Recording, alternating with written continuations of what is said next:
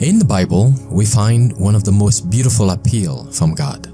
It says, "Today, if you hear His voice, harden not your heart." Would you like to spend this day with God?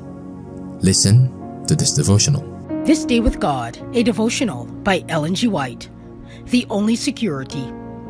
Verily my Sabbaths ye shall keep, for it is a sign between me and you throughout your generations, that ye may know that I am the Lord that doth sanctify you. Exodus 31, verse 13. Let everyone seek the Lord for himself. Eternity is before us. You cannot afford to let another day pass without taking your position on the Lord's side. Will you not act the part that God has appointed you to act in the closing scenes of this earth's history?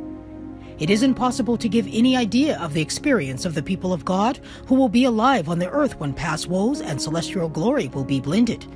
They will walk in the light proceeding from the throne of God. By the means of the angels, there will be constant communication between heaven and earth, and Satan, surrounded by evil angels and claiming to be God, will work miracles of all kinds to deceive, if possible, the very elect. God's people will not find their safety in working miracles, for Satan would counterfeit any miracle that might be worked. God's tried and tested people will find their power in the signs spoken of in Exodus 31, verses 12 through 18. They are to take their stand on the living word. It is written. This is the only foundation upon which they can stand securely.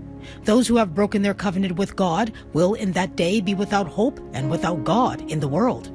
The worshippers of God will be especially distinguished by their regard for the fourth commandment, since this is the sign of His creative power and the witness of His claim upon man's reverence and homage. The wicked will be distinguished by their efforts to tear down the Creator's memorial to exalt the institution of Rome.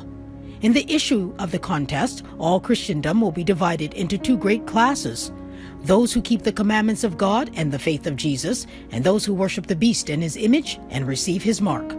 Fearful tests and trial await the people of God. The spirit of war is stirring the nations from one end of the earth to the other. But in the midst of the time of trouble that is coming, a time of trouble such as has not been since there was a nation, God's chosen people will stand unmoved.